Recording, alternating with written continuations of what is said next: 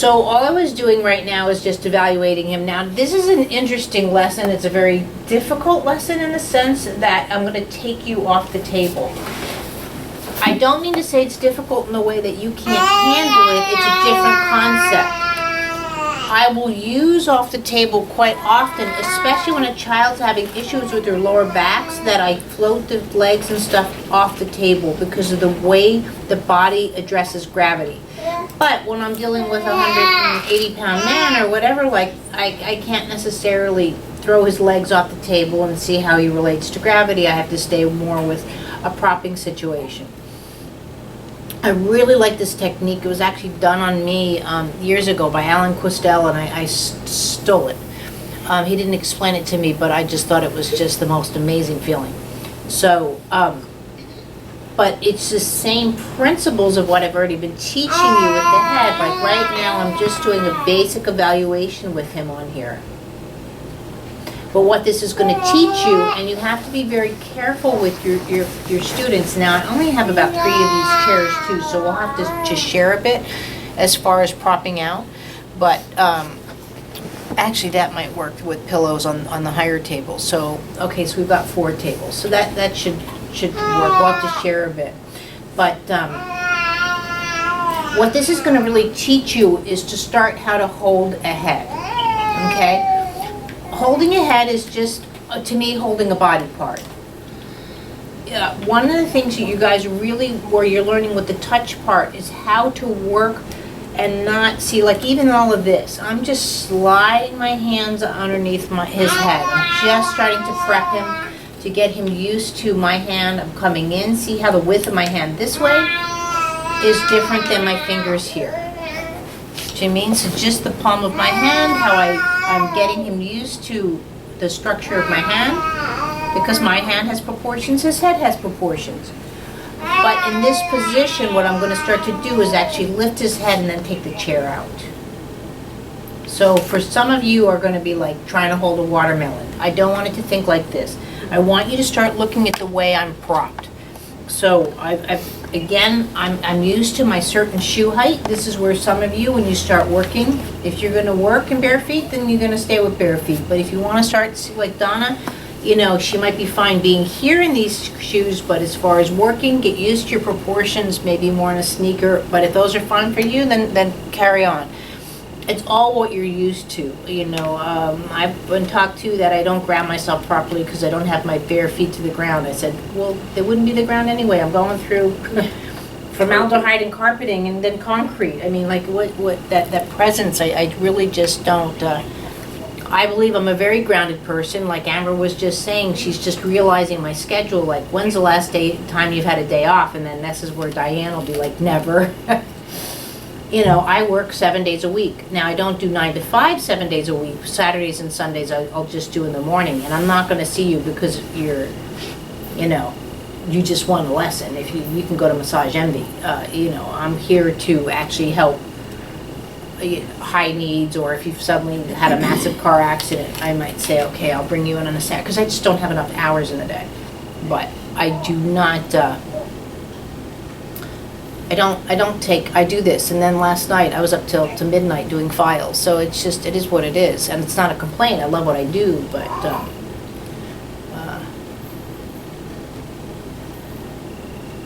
so now, but in this position, this is what I'm going to start to teach you now. Like before, what I was teaching you, the slide this way for rotation, is more of a nose flag. What I'm doing here now is actually sliding under where I can get to the neck much easier. So see how that changes and starts working with the neck and the chest cavity. So from this position, so see how I can slide right underneath the neck in this position. So my whole hand is going under the head to work with the neck. Now, I'm showing you hand positions. If I was just giving Enrique a lesson, this is where I would keep the hand here now and start to work with this. This is a really nice technique, Magda and such, for torticollis and stuff with the babies. Because what you're trying to do more so here is neutralize now the head in relationship to the body. Now, I'm not, when I say neutralize, this is not where you, we can pick on Enrique. Can you see where his head is at? If you come over him, versus here. Now you are not going to, so I'll wait till everybody, if you want to see them, probably from my position is back at best if you want to just come around the door. But you see how, and this is what it's like for most people, if you look at the nose where it's angled, it's going to go after the standing leg. So if I were to take his head just this little bit and go like this, let's say, and leave him, I think he would say that feels strange to him, correct? Or are you okay with that? It's not the same like before. So just this little bit is better? Yeah, because I feel that the head had tendency to go that way. Right. So do you see what he Like says? going to the- That he feels, even though he's leaning more that way, and right now I'm trying to tell him his head has a tendency to go more that way, he feels from this that throws his head position. So I'm not here to correct him. And this is the difference between the premise from a lot of different modalities. If I stand you a certain way, if I prop you a certain way, you will not only know what correct is, but now act as if it's correct. And first of all, what is correct? And second of all, who am I to correct? So if I show the way that the head can move in and out of, again, a more neutral. So I'm now coming underneath about C5-ish, but it all depends. People are going to have, women are going to have fattier upper bodies, let's say. Men might have different muscle tonus and all of that. I'm not after that. What I'm doing, this is a really neat hold. It looks like this. So I hate to say it as if I was holding a gun kind of thing. What I'm doing is sliding my hand under there, and I'm waiting for this point to find where it's comfortable in the neck, into the cubby of the neck. So with him, it's around C5, C6-ish. I was going to say in the neck where it connects his leg. I'll show you Frank. I'm going to do it on Frank, so don't worry about like as far as even knowing. There's 7 vertebrae in the neck, so see 1, 2, 3, 4, 5, 7 being the one, the base where the scapula goes into, and the collarbone area. And then it goes into upper thorax and that kind of stuff. Just think like your big insect. So with this position now, I'm looking to see how the head is totally affected by this lift. So when you go and just do this, now again, I'm not lifting him like this. It's a slide, right? I want to see the preparation. So contract your toes, please. So if I do this, see how I'm actually forcing his head up. So this might not be the person, let the toes go, that I want to take the chair away from underneath him, if you know what I mean. Because see here, see how his head is more available for me to go in and out of just touching him, right? But what I'm doing, again, notice again my proportions, I'm on my knees and all of that kind of thing. I'm going to pick a hand. I do better off with my fine motor skills with my right hand. So that's usually when I take the left hand, I'm going to hold it and move the chair away. Probably do, yeah, this way. Come back here. Now I'm going to just act like the chair's here. And from this position, but see now he's not going to get any kind of friction per se from the pillow or the table where he can adjust. Now notice, I'm not here with my hands. Look at the difference. My knees. I'm just doing this slight little. So now if all you guys do is just this, wonderful. I'm not looking to go, ooh, but see when I do ooh, what I'm doing is pressing my toe into the ground, lifting up through the heel, and see my knee again. See my hands aren't changing. See, I'm rocking my feet back and forth, just lifting the back of my heels up to affect movement on his body. Morning. Good morning. But I'm not here again for parlor tricks to go down too low. I'm not here to go up high. I'm really just right here.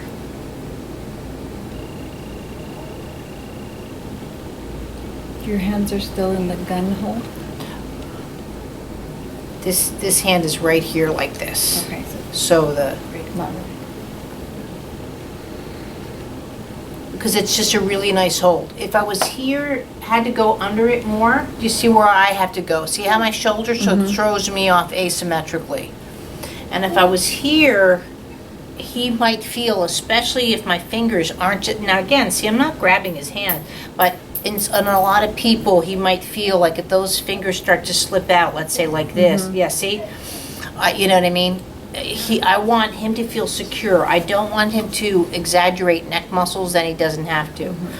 So again, I'm just gonna hold underneath the head. Come around. Again, since I'm better with my right hand, that's where I'm gonna bring the pillow back.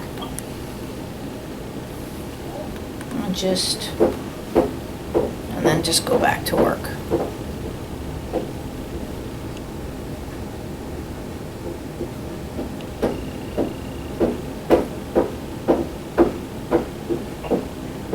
Now, if your person two feels a little bit insecure getting off the table, take out the props, let them slide to the table so their head's underneath, and then get up. This is just an extension of the table. It's no big deal, but they might have a bit of a mental thing that their head's hanging off the end of the table or not.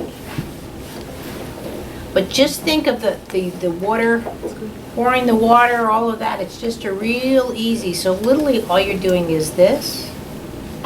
Your hands here. You're moving the chair out. See, you're right here.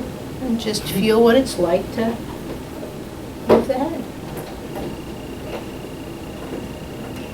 Michelle, I may have missed something, but I feel like I'm not clear about why you would have his head off the table versus on the table. Like that, I was kind of confused Because about you that can yesterday. work on the head here where there's no friction of the table. Okay. So you're allowing these back neck muscles to have a movement around them to work on a neutral that it just a friction of the table or the pillow or anything like that.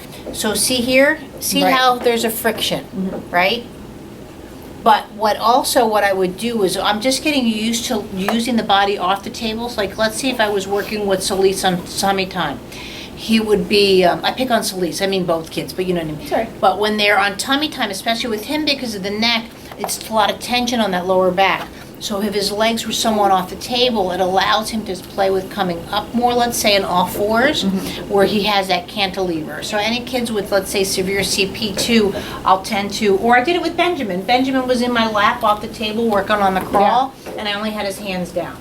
So I use off the table a lot. It's harder to practice on with like 6-foot people and you know, the girth. So I just thought this was a nice way of just feeling that. So Got it. technically, you could use the massage table and just drop the headpiece away. It would be the same thing, right? No? You could, yeah. You could drop the headpiece away. So that's another thing. These tables have the pillows underneath.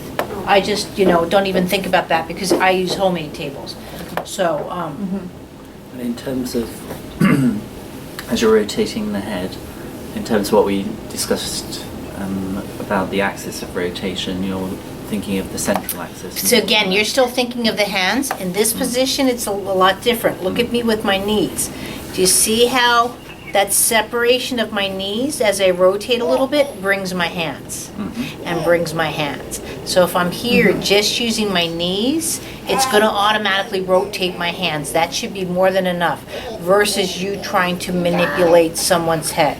The only thing is I want when you go underneath the head, you have a nice hold and where you can pull the chair out. But just getting that all coordinated, that's what we have classmates for. They'll be more forgiving when you start doing that. And what do I do? And it's going to happen, but with practice, you have to do it. Great. I don't know how Enrique feels as far as letting anyone else do this with him, but if he's okay with it, then I can leave him here as well, or you all can do it to me, whichever you feel. If nobody feels safe doing it, do it to me. Because I don't have a problem with it. But if you feel you're good, I feel you're good, otherwise I wouldn't be teaching it. I say you should just find your partner and set up the table and go for it. But whichever is at your comfort level, because if you're not comfortable, then you're not learning. I want you guys to learn. Okay? So with learning is comfort. So there's no ego here. if I'm never explaining anything right, or if there's a way differently that you want it presented, or what, there's no question too small, too big. And like I said, you can always mess with it. What? What did you mean when you said his standing leg, his nose pointed, what's standing leg? Oh, sorry. With most people, well, not most people, unless you're neurologically impaired, you should have a standing leg and a kicking leg. So if I naturally go to get dressed, or let's say even, Go up or in the a stairs. fight situation, karate, I'm gonna go to kick with my right leg, and my left leg will be stable. Now, that being said. If you're right-handed, you're saying? If you're No, right- it doesn't nothing? matter. But let's say his standing leg, and this is where life gets interesting, that's why I don't want to say it's an absolute. Let's say he had hip surgery, okay, and it was on the left side. Well, now he's going to have to go to therapy and stand on his right leg. So this is where the brain, especially as we're older, gets very confused. Wait a minute, I'm supposed to how do I get dressed? How do I stand and lift my leg up at the same time? Because I can't use my standing leg anymore. So let's say hip all fine. Nobody goes back to see if the body has reorganized itself to go back to using the standing leg appropriately. These are things that I want to start you guys looking at. I was going to do it more when we get to the pelvis, but where you have to just, even though someone says, oh, I know it was an accident, I kind of have a thing here, otherwise than that I'm good. Let your fingers do the walking. And again, I'm not saying you're looking for stuff to be wrong, but I want you to start looking for conversations, and then you can say, oh, do you find it a little difficult here, getting in and out of the car, or, do you find that looking around in your mirrors, oh, yeah, how did, I do have trouble driving, because there's no outlet for improved movement, especially if people age. It's shot pill surgery. Yeah. Sorry, am I getting you by talking? No. Oh, okay, you just had an itch. All of a sudden, you made me self-conscious. So, there's no harm and that's why I won't give up people that are of aging or from traumas that are adults. Yeah, I would love to just do straight pediatrics, but, all my clients come in, well, I just tried my 3rd cortisone shot, and that's all I'm allowed for the year. The doctor says it should have helped, but it really hasn't, so I don't know what's wrong with me. All the Why is it time. your fault that the cortisone shot didn't work? So torn shoulder and camera and laparoscopic and all that sort of stuff, and the guy's like, you didn't fix me, I don't have full rotation. Well, you're a lot better off than where you were. And he goes, but you said you'd fix me. And he goes, you don't know what I did to you. This is as good as you're going to get. Well, 2 lessons with me had full shoulder rotation and stuff. But it's doctors haven't studied movement. It's not fault to them. They don't understand it. They think that a question was about spinal stenosis, that X marks the spot. But if the spine is out in that area, and they hadn't had blunt force trauma, like someone didn't hit him in the neck with a baseball bat, that stenosis is there from a walk and foot pattern and possibly a surgery that affected through the back, and that's the counteraction that the system took as far as a load bear through the spine. So we'll be getting into all of that, but that's where you have to be open that if there's a problem, you have to look for the counter. Just as there's a counterbalance, there's a counter reaction. So if my foot hurts, especially on my standing leg, just think what it's going to do to the rest of my body just because I stepped on a tack and it got slightly infected. As a bad example. I'm hooked on 4K. No. Is this too high now? It's kind of intimidating. Will you show me the pickup again? Both I would, yeah. Do you want to lie down first? Oh, sure. I didn't want to scoop the watermelon. It's a cute watermelon. So it's right here, and you're just going to come, just slide it like you're going after a gun in a holster. That make more sense? Just feel that This hand, first but- before you. Then transition the weight to this arm to get my. Well, right now, just play with sliding your hand. You have to do that first. You don't have your elbows on your knees or anything like that. Everyone face the other way? Just get used to the proportions. Oh, I see. Yeah, adjust the chair. Okay. If that's what you get from this lesson, it's worth it. Guys, so again, adjust your chairs, adjust your proportions. You need to play.